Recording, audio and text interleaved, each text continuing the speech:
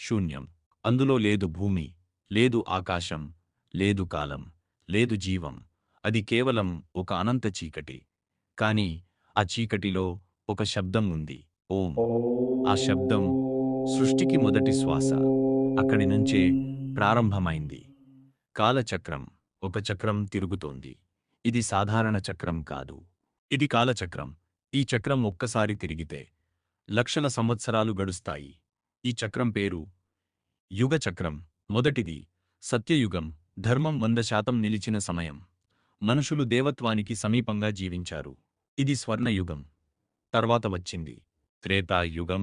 ధర్మం కొద్దిగా తగ్గింది. అదే కాలంలో అవతరించారు శ్రీరాముడు. ధర్మానికి కొత్త నిర్వచనం ఇచ్చిన యుగం ద్వాపర యుగం. అర్ధం సగం ధర్మం. మహాభారత యుద్ధం. శ్రీకృష్ణుని గీతాబోధ సత్యం మరియు అసత్యం మధ్య పోరు. మరి ఇప్పుడు కలియుగం. ధర్మం కేవలం 25% మాత్రమే. అసత్యం, లోభం, అహంకారం పెరిగిన యుగం. మనము ఇప్పుడు జీవిస్తున్న సమయం ఇదే. ఈ 4 యుగాలు కలిసి ఒక మహాయుగం అవుతుంది. 43,20,000 సంవత్సరాలు. ఒకే చక్రం, ఒకే కాల ప్రవాహం. 71 మహాయుగాలు కలిస్తే ఒక మన్వంతరం అవుతుంది. ప్రతి మన్వంతరానికి ఒక నాయకుడు ఉంటాడు. అతని మనువు అంటారు.